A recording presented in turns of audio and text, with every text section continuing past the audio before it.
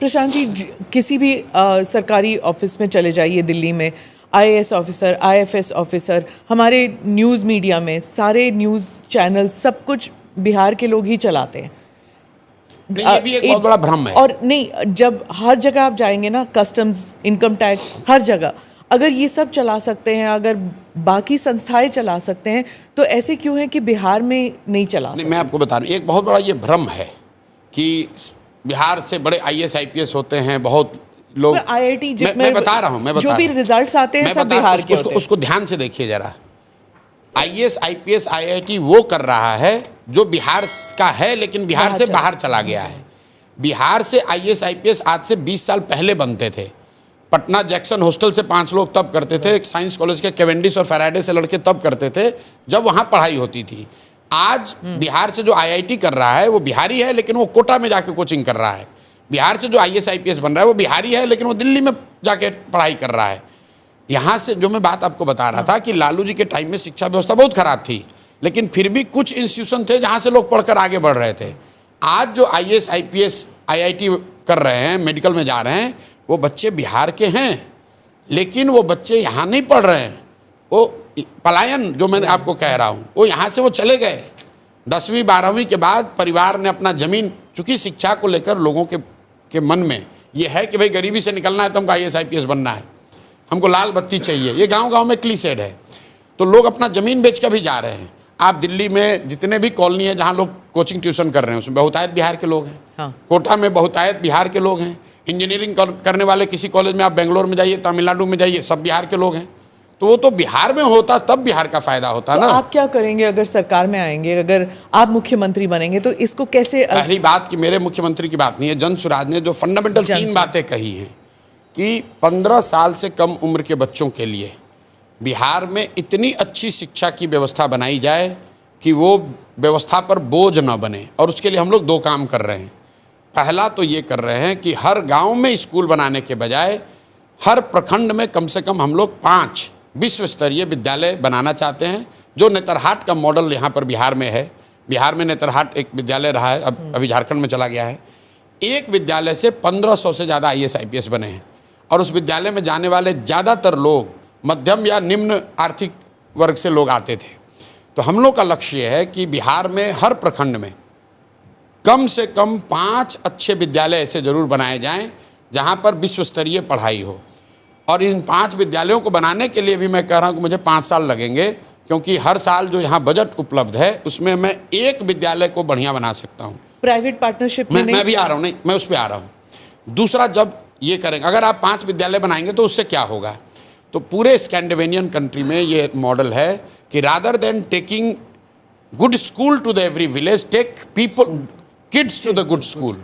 जो शहरों में जो होता है, दिल्ली में आप बैठे हैं, आपके घर के बगल में स्कूल नहीं है, स्कूल आपसे 10 किलोमीटर दूर है, आप अपने बच्चे को गाड़ी से या स्कूल बस से भेजते हैं। तो जन स्वराज का मॉडल ये है कि हर प्रखंड में कम से कम 5 अच्छे अगर विद्यालय बना दिए जाए और स्कूल बस की सुविधा दे दी जाए तो 20 मिनट से ज़्यादा किसी को ट्रैवल नहीं करना पड़ेगा, और ये व्यवस्था 5 वर्ष में बनाई जा सकती है। हम लोग का लक्ष्य है कि 10 साल में हर प्रखंड में 10 ऐसे विद्यालय बनाए जाए, हर साल एक, क्योंकि हमारे पास 15 से 20 हज़ार करोड़ रुपया ही ऐसा हम लोग स्पेयर कर सकते हैं जो कि इस पर खर्च हो। अब आप ये कहिए कि भाई आप 10 साल में इसको बनाएंगे तो दूसरों का क्या होगा, उनकी जीवन तो उनका रुकना नहीं है। उसके लिए हम लोग जो व्यवस्था बना रहे हैं, जो वेस्ट में व्यवस्था है, कि गरीब लोगों को ये सुविधा दे दी जाए कि अगर आप अपने सरकारी विद्यालय से खुश नहीं हैं अपने इलाके के, तो आप अपने बच्चे को प्राइवेट स्कूल में भेजिए वहीं पर, और उसका जो एक रेगुलेटेड फीस है वो सरकार की ओर से दिया जाएगा। कुछ लोगों का ये कहना है कि अरे भाई ये कीजिएगा तो सब प्राइवेट में जाएगा। बिल्कुल नहीं जाएगा। अगर पटना में आज यहाँ बैठे लोगों को मैं पूछूं कि भाई तुम साइंस कॉलेज में पढ़ोगे कि प्राइवेट कॉलेज में पढ़ोगे, 100% लड़के कहेंगे मैं प्राइवेट साइंस कॉलेज में पढ़ूंगा। अगर आपसे पूछूं कि आपका लड़का पटना मेडिकल कॉलेज से मेडिकल करेगा कि रमैया से करेगा, रमैया का फीस भी सरकार भरेगी, तो आप कहेंगे नहीं भाई हमको तो पटना मेडिकल कॉलेज में जाना है। ये पूरे वर्ल्ड ओवर प्रूवन चीज़ है। तो हम लोग ये कह रहे हैं कि ये लोगों को ये अवसर दे दिया जाए कि अगर आपके एरिया में सरकारी विद्यालय के सेवा से आप खुश नहीं हैं तो आप प्राइवेट में पढ़ाइए, प्राइवेट का फीस हम लोग देंगे, क्योंकि सरकारी स्कूल भी फ्री नहीं है। हाँ। ये लोगों का नोशन है कि सरकारी विद्यालय फ्री है। भाई सरकारी विद्यालय को चलाने में औसतन यहाँ एक बच्चे पर करीब करीब प्राइमरी विद्यालयों का खर्चा आ रहा है 850 रुपया प्रति विद्यार्थी। 60,000 करोड़ रुपया खर्च हो रहा है और जितने बच्चे उसमें पढ़ रहे हैं प्रति विद्यार्थी अगर आप निकालेंगे तो 850 रुपये खर्चा आ रहा है। और जो वहाँ पर प्राइवेट स्कूल है उसका खर्चा 400 है, 300 है, 250 है। तो व्हाट वी आर सेइंग कि प्राइवेट जो पब्लिक स्कूल्स हैं, जो सरकारी विद्यालय है, उसको अगले 5 से 10 साल में इतना अच्छा बनाया जाए कि वो एस्पिरेशनल विद्यालय बन जाएं। और तब तक जो गरीब लोग हैं उनको ये सुविधा दी जाए कि आप प्राइवेट में अपने बच्चे को पढ़ाइए, उसका रेगुलेटेड फीस सरकार देगी। तो जो बजट अवेलेबल है अभी हम लोग के पास, उससे उसको हम लोग 3 भाग में बांटना चाह रहे हैं। एक 15 से 20,000 करोड़ रुपया हम लोग ये नए वर्ल्ड स्केल के स्कूल बनाना चाहते हैं, उस पर खर्च करना चाहते हैं। हर साल 550 विद्यालय बनाएंगे, तो अगले 5 साल में 2500, अगले 10 साल में 5,000 विद्यालय बन जाएंगे। उस पर करीब करीब 5 लाख करोड़ रुपया हम लोग खर्च करना चाहते हैं। ऐसे तो आप 3 इलेक्शन जीतना होगा आपको। हम इलेक्शन जीतने के लिए काम नहीं कर रहे हैं। देखिए, कोई आकर जब तक आप इलेक्शन नहीं जीतेंगे तब करेंगे 10 साल की बात कर रहे हैं। एक इलेक्शन अभी और एक इलेक्शन बाद में। जिस दिन काम कर दिया तो दूसरा इलेक्शन अपने आप बैठ के जीतेंगे, उसकी चिंता नहीं है। मैं उनमें से नहीं हूँ जो ये कहेगा कि मैं आऊँगा और कल बिहार की व्यवस्था सुधर जाएगी। नहीं सुधरेगी। अगर आपको वर्ल्ड क्लास स्कूल बनाने हैं तो उसके लिए 10 साल का प्लान होना चाहिए। 5 लाख करोड़ रुपए लगेंगे और उसको मैं बता रहा हूं कि इंक्रीमेंटली कैसे 10 साल में किया जाएगा।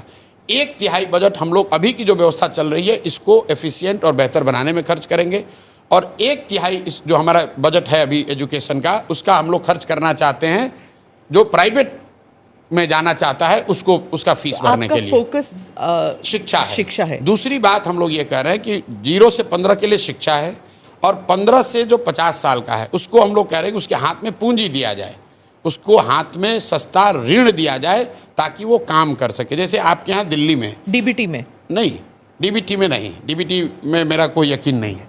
मैं सब्सिडाइज्ड, मैं इंटरेस्ट सबवेंशन की बात कर रहा हूँ, क्योंकि ग्लोबली अगर आप देखेंगे डेवलपमेंटल इकोनॉमिक्स के को पढ़ेंगे तो आप पढ़ेंगे तो उसको देखेंगे कि ग्रांट के मुकाबले soft loan are more effective. 3% loan पर, जैसे 1% लोन पर इंटरेस्ट पर मोदी जी ने बुलेट ट्रेन के लिए लोन लिया है, तो समाज को, राष्ट्र को ये चिंता है कि भैया 1 लाख करोड़ रुपया वापस करना है।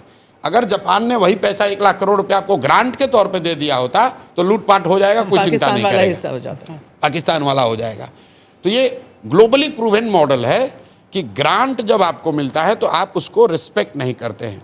तो बिहार में हम लोग इंटरेस्ट सबवेंशन स्कीम लाना चाहते हैं, जहां आपको 10%, 12% ब्याज ना देना पड़े, 4% ब्याज देना पड़े।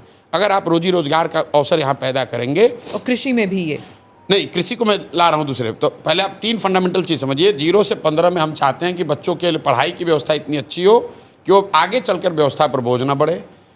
15 से 50 के लोगों को हम लोग वो पूंजी उपलब्ध कराना चाहते हैं ताकि वो अपने पैर पर खड़ा हो। वो पूंजी आएगा कहाँ से, वो मैं आपको बता रहा हूँ। और 50 साल से ऊपर के जो लोग हैं, जो ना पढ़ सकते हैं ना रोजी रोजगार कर सकते हैं, वो करीब करीब 1.5 करोड़ की आबादी है। उसके लिए मैं चाहता हूं कि 2,000 रुपये महीने की व्यवस्था हो जाए ताकि वो बेसिक डिग्निफाइड लाइफ जीत सके। फंडामेंटली यही 3 बात कह रहे हैं। अब मैंने आपको स्कूल की बात बताई कि इस शिक्षा को कैसे सुधारेंगे। अब आप ये कह सकते हैं कि ये इतने बड़ी जो सबसे बड़े 15 से 50 का समस्या है कि इनको रोजगार कैसे दोगे, पलायन कैसे रुकेगा, इनको पूंजी कहाँ से आएगी। इसके लिए सिंपल बात है, बिहार में लोगों का पलायन इसलिए हो रहा है क्योंकि यहाँ से पूंजी और बुद्धि का पलायन हो रहा है। पूंजी का पलायन का मतलब ये नहीं है कि हम बाहर से इन्वेस्टमेंट लाएंगे। पूंजी का पलायन का मतलब ये है, आप समझिएगा कि सीडी रेशियो जो है, जो रिजर्व बैंक जारी करता है, देश में अभी सीडी रेशियो है एवरेज 70, अभी हुआ था 74, तो देश में हंगामा हुआ, भाई कम करो, ज़्यादा पैसा दिया जा रहा है। बिहार में सीडी रेशियो 1990 से पिछले साल तक है 40%। इसका मतलब क्या है कि हर साल बिहार से, पिछले साल बिहार से करीब करीब 2.25 लाख करोड़ रुपया बैंकों ने बिहार के लोगों का यहाँ से ट्रांसफ़र किया है दूसरे राज्यों में, वहाँ पर रोजी रोजगार के लिए। तो तेलंगाना में सीडी रेशियो, आंध्रा में, गुजरात में, तमिलनाडु में, केरल में सीडी रेशियो कितना है? 90, 95, 100, 105। नहीं है ना, इसीलिए तो इंडस्ट्री का इससे कोई लेना देना नहीं है। इन्वेस्टमेंट तो उसी में जा रहा है। नहीं, बिल्कुल नहीं। आप तो इतनी बड़ी पत्रकार हैं, आप जाकर देखिए कि जितनी बैंकिंग, HDFC जितना बैंक लोन देता है वो तो 2/3 लोन रिटेल लोन है, वो SME का लोन नहीं है, वो इंडस्ट्री का लोन नहीं है। सारी जो बैंकिंग इंडस्ट्री है 70% इंडिया की इकोनॉमी 64% तो सर्विस सेक्टर में है, रिटेल भी तो नहीं रिटेल यहाँ है, पे। तो उसके लिए कंजम्पशन बढ़ना चाहिए। यहाँ पर आप अपने बच्चे को पढ़ाना चाहते हैं, उसके लिए लोन लेना है, उसके लिए इंडस्ट्री की क्या जरूरत है। आप मोटरसाइकिल खरीदना चाहते हैं, उसके लिए आपको पर्सनल लोन चाहिए। अगर आपको गाड़ी खरीदनी है, आपको यूट्यूब चलाना है, आपको एक छोटा दुकान खोलना है, उसके लिए इंडस्ट्री की क्या नहीं, जरूरत है। पर अगर आईटी हब बन जाएंगे तो लोग आएंगे। मैं बिल्कुल उसके पक्ष में नहीं हूँ, वो लेटर स्टेज में होगा। जब तक यहाँ पर कंजम्पशन नहीं बढ़ेगा, look at the figure of per capita expenditure in Bihar. हम लोग इनकम की बात करते हैं, better economic indicator is expenditure indicator, कि लोग कितना खर्च कर रहे हैं। बिहार में पर कैपिटा एक्सपेंडिचर जो है वो देश में सबसे कम है। हाँ। तो आप जब खर्च ही नहीं करेंगे तो कोई इंडस्ट्री क्यों लगाएगा। जब पैसे हैं नहीं तो खर्च क्या करेंगे। हाँ, बिल्कुल सही बात। पैसे क्यों नहीं है, पैसे नहीं होने की दो वजह है। एक तो आपकी इनकम कम है, और दूसरा जो पैसा है भी, वो पैसा जब आप बैंक में रखते हैं तो बैंक वाले उसको दूसरी जगह ट्रांसफर कर रहे हैं। There are only two source of credit. एक जो पैसा आप कमाकर खर्च के बाद बचाते हैं वो आपका कैपिटल है, और दूसरा जो बोरोड कैपिटल है जो आप बैंक से लेते हैं। ठीक है, अगर बिहार में 70% क्रेडिट सीडी रेशियो हो तो हर साल बिहार में 2.25 लाख करोड़ रुपया, ध्यान दीजिए, 2.25 लाख करोड़ रुपया बिहारियों का पैसा एक्स्ट्रा इन्वेस्ट होगा। उसके लिए किसी इंडस्ट्री की जरूरत नहीं है। हम लोग ये चाहते हैं कि एज ए फर्स्ट स्टेप जो बिहार का पैसा है वो बिहार में लोगों को ऋण मिले। यहाँ बैठे हुए लोगों से पूछ लीजिए, जो लोग यहाँ बैठे हैं, अगर आपको नोएडा में फ्लैट खरीदना है, HDFC आपको लोन दे देगा आपके इनकम स्टेटस पर, लेकिन अगर आपको खगड़िया के अपने गांव में घर बनाना है तो HDFC लोन नहीं देगा। ये काम क्या नीतीश कुमार ने नहीं किया, क्या लालू यादव ने नहीं किया? यही बात आज आप दिन भर ये कॉन्क्लेव कीजिएगा। सबसे ये एक सवाल मेरा आग्रह जरूर पूछिए कि भाई प्रशांत किशोर कह रहे हैं कि हर साल बिहार से करीब 2 लाख करोड़ रुपए का पूंजी का पलायन हो रहा है, और 1990 से ये आंकड़ा लिख लीजिए, RBI का आंकड़ा अभी चेक करा लीजिएगा पूछने से पहले। 1990 से लेकर पिछले वित्तीय वर्ष तक बिहार से 26,35,000 करोड़ रुपया बैंकों ने ट्रांसफर किया है दूसरे राज्यों में, जो बिहार का पैसा है। अब आप कह रहे हैं कि नीतीश कुमार क्यों नहीं करते हैं, तो भाई उनको समझ होगा तब तो। आप बिहार में किसी पॉलिटिशियन को सीडी रेशियो की बात करते हुए अगर सुने हो तो हमको बता दीजिए। आज पूरे दिन मिल के आप खाली यही पूछिए, आपके यहाँ तेजस्वी यादव भी आएंगे, नीतीश कुमार भी आएंगे, उनसे पूछिए कि भाई प्रशांत किशोर ने ये कहा है, यहाँ के फिनांस मिनिस्टर को बुला लीजिए। अगर वो बता दे कि भाई सीडी रेशियो होता क्या है, ये 2 लाख करोड़ रुपया ट्रांसफर हो रहा है, ये बता दे तो हम ये काम ही छोड़ देंगे। उसको मालूम ही नहीं कि भाई ये होता क्या है। भाई देश के स्तर पर आप निर्मला सीतारामन जी से सवाल पूछती हैं कि सीडी रेशियो 74 हो गया है, बैंकों में स्ट्रेस है, पूछते हैं ना आप लोग, वो जवाब दे रही हैं। बिहार के फिनांस मिनिस्टर को बुलाइए, उसको पूछिए भाई अभी तुम्हारा सीडी रेशियो क्या है। बिहार में भी कॉन्स्टिट्यूशनली एक कमिटी है जिसका काम है कि इसको देखे हर महीने कि सीडी रेशियो राष्ट्रीय औसत के आसपास रहे। मुख्यमंत्री भी उस बैठकों में जाते हैं, नीतीश कुमार भी जाते हैं, लेकिन जाते हैं खड़ा होकर भाषण देते हैं, भाई बैंक वाले तुम लोग लोन नहीं दे रहे हो, बहुत दिक्कत हो रहा है, आप लोग सुधारिए।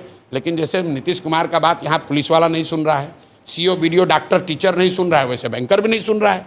क्योंकि बैंक के लोन तब देंगे जब उनके लिए आप कंड्यूसिव इन्वायरमेंट बनाएंगे, उनके साथ मिलकर काम करेंगे, तब तो वो करेंगे। बैंकर हमारी बात सुनकर ये कह रहे हैं कि पहली बार भैया कोई बात तो कर रहा है हम लोग का।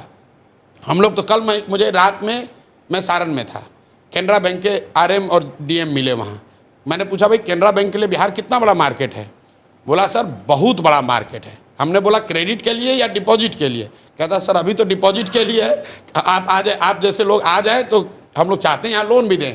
यहाँ लोन देने के लिए कोई सुविधा ही नहीं है। प्रशांत जी, आप कह रहे हैं कि नीतीश कुमार की बात कोई नहीं सुनता है, दरोगा भाई अगर नहीं सुन रहा है तो सीडी रेशियो 40 क्यों है? तो और सुनिए एक बात, चूंकि आपका हम इसी लात पहले आए हैं कि आपके पास दिन भर आपका कार्यक्रम है, लालू यादव के लड़के आएंगे यहाँ, लालू जी आए तो उनसे भी पूछिएगा। लालू जी जब मुख्यमंत्री बने, और ये मेरे कहने पर मत पूछिए, अपने टीम से रिसर्च करा लीजिए, लालू जी जब 1990 में मुख्यमंत्री बने तो बिहार में क्रेडिट डिपॉजिट रेशियो था 36%। लालू जी जब तक रहे मुख्यमंत्री तो वो घट के हो गया 18.5%। 18.5%। बैंक पैसा तो यहाँ ले रहे हैं, लेकिन लालू जी की इतना जंगल राज हुआ कि डर के मारे वो सब पैसा बाहर चला गया। नीतीश जी के सारे सुशासन, सो कॉल्ड सुशासन के बाद वो 18 बढ़ के 40 हुआ। लेकिन मैं आपको पूरा आंकड़ा दे रहा हूँ, 1990 से लेकर पिछले वित्तीय वर्ष तक आरबीआई का आंकड़ा ये बता रहा है कि अगर बिहार में देश के औसत के बराबर सीडी रेशियो होता तो 26 लाख करोड़ रुपया बिहारियों का बिहार में रहता। आप अंदाज़ा लगाइए उससे कितने ज़्यादा घर बनते, कितनी ज़्यादा गाड़ियाँ खरीदी जाती, कितनी दुकानें खुलती, कितने लोग छोटे व्यापार करते। उससे यहाँ रोजगार होगा, उससे पलायन रुकेगा। इसलिए हम लोग का पहला जो बजुका है वो ये है कि 6 महीना में सीडी रेशियो को इंक्रीमेंटल बेसिस पर 70 जरूर कर देंगे। और वो इतना बड़ा टेढ़ा काम नहीं है। आपके पास बजूका है, दूसरी तरफ क्या है? क्योंकि आप जिस तरह दूसरी तरफ जात है, दूसरी तरफ लालू दिखाएंगे भाजपा का डर और भाजपा दिखाएगा नीतीश का डर। अभी प्रधानमंत्री आए, आप उनके भाषणों को सुनिए। और अभी हमने ये सीरीज भी शुरू किया है, प्रधानमंत्री इन गुजरात, प्रधानमंत्री इन बिहार। प्रधानमंत्री कच्छ गए तो उन्होंने कहा कि भाई कच्छ में, मेरे कच्छ में, उनके शब्द हैं, मेरे कच्छ में दुनिया का सबसे बड़ा सौर ऊर्जा पार्क बन रहा है। प्रधानमंत्री आए मधुबनी, उन्होंने कहा बिहारियों को, 9 करोड़ बिहारियों को 4 किलो अनाज देने की गारंटी है, ये मोदी की गारंटी है। भाई 4 किलो अनाज तो पूरे देश में बांटा जा रहा है। मोदी जी का एक भाषण हमको दिखाइए आप गुजरात में जहां उन्होंने ये बात कही हो कि हम 4 किलो अनाज दे रहे हैं। तो भाई जब आप गुजरात में जाते हैं तो आप बात कर रहे हैं गिफ्ट सिटी का, आप बात कर रहे हैं सोलर पार्क का, आप बात कर रहे हैं इन्वेस्टमेंट समिट का, आप बात कर रहे हैं कि गुजरात जब 75 साल का होगा तो वो कैसा दिखेगा। और जब आप बिहार में आते हैं तो आप कहते हैं हम आपको 4 किलो अनाज दे रहे हैं, हमने अयोध्या में मंदिर बना दी, हमने पाकिस्तान को 4 टुकड़ों में बांट दिया। अरे भाई बिहार को भी तो बताओ। फिर आप कह रहे हैं इंडस्ट्री चाहिए नहीं, हमें जरूरत ही नहीं है इंडस्ट्री। बिल्कुल इंडस्ट्री, हमने ये नहीं कहा कि नहीं चाहिए। आप बात नहीं समझे। हमारी प्रायोरिटी क्या है? हमारी पहली प्रायोरिटी है कि मुझे यहाँ से पूंजी का पलायन रोकना है। मेरी दूसरी प्रायोरिटी है कि जब मैं पूंजी का पलायन रोकूं तो उससे जो यहाँ ब्रेन ड्रेन हो रहा है, जो काबिल लोग हैं, कैपेबल लोग हैं, जिसकी आप चर्चा कर रहे हैं। 400 रुपए आप कह रहे थे, 400 रुपए में वो अनाज भी खरीद रही है। अब मोदी जी जब कह रहे हैं कि अनाज देंगे तो क्या दिक्कत है? फिर दिक्कत ये है कि तो 400 रुपए में वो साड़ी ले सकती है। यही बात आप तमिलनाडु में क्यों नहीं कहते हो? यही बात आप गुजरात में क्यों नहीं कहते हो? गुजरात में आप भी, गुजरात में भी तो 4 किलो अनाज बट रहा है। ऐसा नहीं कि गुजरात में गरीबी नहीं है, ऐसा नहीं है कि सुनिए, नहीं ना, ये भ्रम मत पालिए। गुजरात में श्रमिक नहीं, ऐसी बात नहीं है। गुजरात में हमने 3 साल गुजरात में काम किया है। गुजरात में भी 25% लोग की स्थिति वही है जो बिहार में है। 25% लोग भी गुजरात में भी उसी दशा में जी रहे हैं। ये जो 80 करोड़ लोग को अनाज दिया जा रहा है, 80 करोड़ लोग बिहार में थोड़ी रहते हैं, उसमें गुजरात में भी लोग हैं, तमिलनाडु में भी लोग हैं। बात इसकी है कि एज ए प्राइम मिनिस्टर, आप गुजरात के भी प्राइम मिनिस्टर हैं, बिहार के भी प्राइम मिनिस्टर हैं। गुजरात के लोगों ने आपका MP 25 जिताया है तो हम लोगों ने 30-35 जिताया है। एक बार बिहार के लोगों को भी तो बताओ भाई कि भाई तुम्हारे यहाँ चीनी मिल कब लगेगा, तुम्हारे यहाँ इंडस्ट्री कब लगेगी, बिहार के बच्चों का पलायन कब रुकेगा, बिहार के लोगों का शिक्षा कब सुधरेगा। बिहार में आप वो बात ही क्यों नहीं करते? काम नहीं कर पाए वो छोड़िए, उसका बात भी नहीं कर रहे हो, क्योंकि ये प्री नोशन है कि बिहारियों को क्या चाहिए भाई, 4 किलो अनाज दो। मधुबनी में आए मोदी जी, तो सुनिए ना सुनिए, मोदी जी आए अभी मधुबनी में, उनके मुंह से निकल गया या उनके लिखने वालों ने गलती कर दी। उन्होंने कहा कि सहरसा से, अपने हिसाब से बहुत बड़ी घोषणा की है, सहरसा से आधुनिक वंदे भारत ट्रेन चलेगी जिससे श्रमिक परिवार के लोग आसानी से यहाँ से बॉम्बे और सौराष्ट्र में जाकर मजदूरी कर पाए, उनको जाने में सुविधा होगी। अब बताइए ये कितनी गलत बात है कि मोदी जी ये कह रहे हैं कि बिहार के बच्चों को मजदूर बनकर सौराष्ट्र और मुंबई में काम करने के लिए एक और बढ़िया ट्रेन खोला जाएगा। ट्रेन खुले, लोग ताली बजा रहे हैं, प्रशांत किशोर इसका विरोध कर रहे हैं, हमें ऐसी ट्रेन नहीं चाहिए। तो बैठे सुनिए, ना काम हो ना कुछ नहीं हो, लेकिन हमें ऐसी ट्रेन नहीं चाहिए जहां पर हम लोग के बच्चे जानवर की तरह बैठकर मजदूरी करने जाएं। अब आप कहिए कि यहीं बैठा रहे, तो अंग्रेजों ने भी यही कहा कि तुम लोग यहाँ खाए बगैर मर रहे हो, हमारे साथ चलो मॉरिशस में चल के मसाला का खेती करो। तो क्या वो हम लोग का भला कर रहे थे? आप मोदी जी का भाषण सुनाइए जब वो गुजरात में ये कहें कि भाई गुजरात से श्रमिक परिवारों के लिए आधुनिक वंदे भारत ट्रेन चलेगी जहां से कि आप बॉम्बे में जाकर काम कीजिएगा, चाहे मनमोहन सिंह जी हो या मोदी जी हो। मनमोहन सिंह सुनिए, कोई भी आदमी, मनमोहन सिंह जी इतने बड़े इकोनॉमिस्ट थे, हार्वर्ड में गए ना पढ़ने के लिए, क्या फर्क पड़ता है? उनको ये समझ नहीं थी कि बिहार की स्थिति क्या है, उनकी समझ तो होगी। उनको ये समझ नहीं थी कि यहाँ पर बिहार में क्या चल रहा है, बिहार की इकोनॉमिक स्थिति क्या है। उनको देश की इकोनॉमिक स्थिति की समझ थी, बिहार की समझ नहीं थी। मैं आपको बताता हूँ कि बिहार में फैक्ट्री क्यों नहीं लोग लगाते हैं। अगर बिहार में फैक्ट्री लग जाए तो 10-12 हज़ार रुपये में गुजरात में, तमिलनाडु में मजदूरी करने के लिए लेबर मिलेगा कहाँ से? अगर पंजाब में गेहूं की खेती बंद हो जाए तो उससे देश में गेहूं की उपलब्धता कम हो जाएगी। तो कोई नहीं चाहेगा कि पंजाब में गेहूं की खेती बंद हो जाए। उसी तरह बिहार और उत्तर प्रदेश के कुछ हिस्से जो है, इसको लेबर का फैक्ट्री बना दिया गया है और लोग ये चाहते हैं कि ये मोटे तौर पे स्थिति बनी रहे ताकि लोग यहाँ से 10-12 हज़ार में जाएं, गुजरात में, तमिलनाडु में जो इंडस्ट्रियल जोन्स हैं वहाँ पर जाकर यहाँ पर लेबर वहाँ पर काम करे। अगर बिहार में फैक्ट्री लग जाए, ऐसा आप तो मोदी जी को खूब जानते हैं, मोदी जी अगर कह दें तो किस उद्योगपति की आज देश में इतनी हिम्मत है कि वो बिहार में उद्योग नहीं लगाएगा? और आप बताइए, मोदी जी का भाषण 14 में हमने लिखा है, मैं आपको कोट कर देता हूँ। मोतिहारी में मैंने उस समय मोदी जी से कहलवाया, मोदी जी ने कहा कि इसी चीनी मिल से के बनी हुए चीनी से चाय पीऊंगा तब बिहार लौटूंगा, तब वोट मांगने आऊँगा। 14 में कहा था। नहीं बना, नहीं बना। अरे भैया, मोतिहारी चीनी मिल का जमीन एक एक टुकड़ा बांट दिया गया, बेच दिया गया और खरीदने वाले आधे से ज़्यादा भाजपाई हैं। आपके कैमरे पर कह रहा हूँ, फिर कहेगा कि मानहानि का दावा करेंगे। आधे से ज़्यादा मोदी जी के पार्टी के लोगों ने उस मिल के ज़मीन को बेच लिया, हड़प लिया। उसके बाद मोदी जी वहाँ 4 बार गए, लेकिन गलती मोदी जी की नहीं है, गलती बिहारियों की है, मोतिहारी के लोगों की है, क्योंकि 14 के बाद 3 चुनाव हुआ और तीनों बार भाजपा को ही मोतिहारी में फिर जिता दिया। और इस बार नहीं जिताएगा, इस बार सबक सिखाएगा, उनको दिखेगा। प्रशांत जी, आपका थोड़ा सा मुझे कंफ्यूजिंग लग रहा है। एक तरफ कह रहे हैं पलायन रोकना है जी, दूसरी तरफ कह रहे हैं हम इंडस्ट्री नहीं लगाना चाहते। अभी इनिशियली नहीं लगाना चाहते। तो जब जॉब जनरेट यहाँ नहीं होंगी तो भैया जॉब जनरेट लोग पलायन करेंगे ना। नवीन भाई, आप तो देश दुनिया देखे। न्यूजीलैंड में कौन सी बड़ी इंडस्ट्री का नाम आप जानते हो? हमको बता दो। न्यूजीलैंड के मॉडल को सुन तो लो, यही तो बात कर रहे हैं भाई। सिंगापुर में तो कोई इंडस्ट्री नहीं है, न्यूजीलैंड में तो कोई इंडस्ट्री नहीं है, सर्विस सेक्टर है ना। सुन तो लो, फिनलैंड में तो कुछ नहीं है, स्वीडन में तो कुछ नहीं है। अरे वहां, अरे मेरे भाई, स्वीडन में, नॉर्वे में जो बड़ी फैक्ट्रियां, बता दो आप हमको कौन है भाई। सब वहां पर क्या है, बिहार जैसी जो इकोनॉमी है, यहाँ बड़े इंडस्ट्रियल पार्क नहीं बन सकते हैं।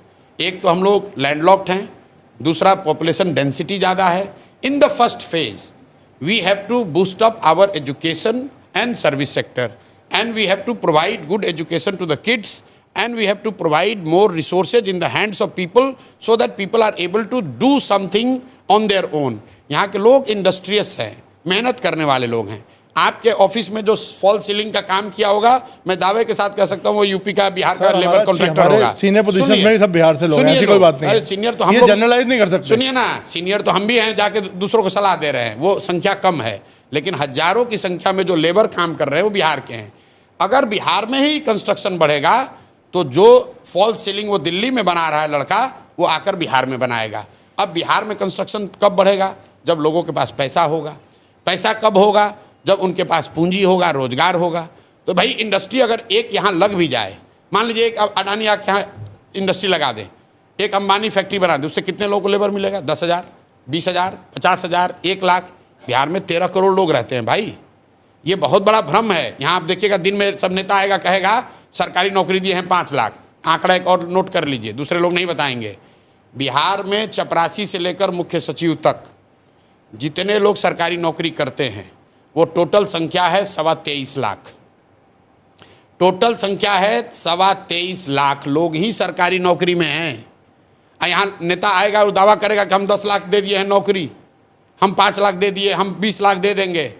78 साल की व्यवस्था के बाद बिहार में सिर्फ 23.25 लाख लोग ही सरकारी नौकरी करते हैं, जो कि पॉपुलेशन का 1.97% है। प्रशांत जी, तो अगर आप सरकारी नौकरी से बिहार में रोजगार देना चाहते हैं तो ना ये संभव है, ना आगे कभी संभव होगा। बिहार में रोजगार तब होगा, पलायन तब रुकेगी, जब लोगों के पास शिक्षा हो, काम करने के लिए उनके पास पूंजी और एक कंड्यूसिव इन्वायरमेंट हो, और बूढ़े जो लोग हो गए हैं, जिसको व्यवस्था ने पिछले 30 वर्ष में ठग लिया है, उसकी चिंता हम लोग ले।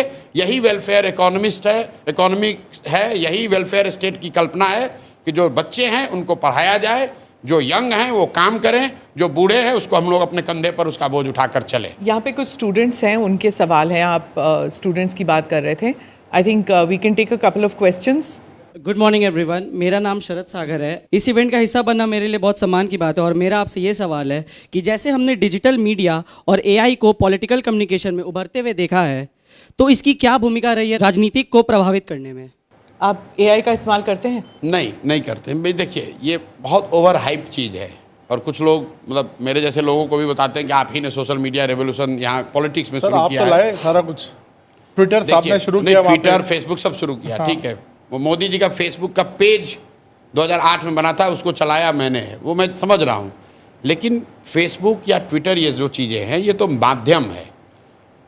गांधी जी ने जब आंदोलन किया तो उस समय अंतर्देशीय पत्र और लिफाफा था तो उस पर लिखते थे। आपके हमारे लिए फेसबुक है तो हम फेसबुक पर लिख रहे हैं। महत्व इसका नहीं है कि वो लिफाफा है और आज फेसबुक है, महत्व इसका है कि कौन लिख रहा है और क्या लिख रहा है। मैसेज और मैसेंजर की महत्ता है, मीडियम की महत्ता नहीं है। भाई पहले लिफाफा था, अंतर्देशीय पत्र आया, फिर उसके बाद टेलीग्राम आया, फिर टेलीविज़न का इंटरव्यू आया, अभी फेसबुक है, फेसबुक के बाद टिकटॉक आ गया, टिकटॉक के बाद एआई आ जाएगा। ये तो बदलता रहेगा। लेकिन एआई के आप एक्सपर्ट हैं, उससे आप मास के मसीहा नहीं हो जाएंगे। आप गांधी, मोदी, इंदिरा गांधी नहीं हो जाएंगे सिर्फ एआई को जानने से, तब तो एआई के इंजीनियर हो जाते। वो सिर्फ एक मीडियम है, मैसेज की महत्ता है, मैसेज देने वाले के क्रेडिबिलिटी की महत्ता है। मीडियम तो बदलता रहेगा। ये जरूर है कि इन चीज़ों से चीज़ें फास्ट ट्रैक हो गई हैं। अंतर्देशीय पत्र को या लिफाफा को गांधी जी ने अगर कोई पत्र लिखा होगा तो उसको दूसरे जगह पहुंचने में 7 दिन लगा होगा। आज अगर मोदी जी लिख रहे हैं तो 7 सेकंड में वहां पहुंच रहा है। इतना फर्क है। आप पदयात्रा में निकले, कन्हैया भी पदयात्रा कर रहे हैं क्या? कौन पदयात्रा कर रहा है? कन्हैया। नहीं, अभी हमने तो सुना नहीं कोई पदयात्रा। मार्च में नहीं, बीच में कुछ यात्रा कर रहे थे कन्हैया जी, लेकिन वो उतने समय के लिए था कि आरजेडी पे थोड़ा दबाव बनाया जाए कि 2-4 सीट बढ़ जाए। फिर आरजेडी वालों ने ऑब्जेक्ट किया कि अरे तुम यहाँ पर आके राजनीति करोगे, तो उसको भगा लिया कांग्रेस वालों ने। Do subscribe to the ANI Clips channel to get shorter versions of this podcast. Click here to watch the full episode.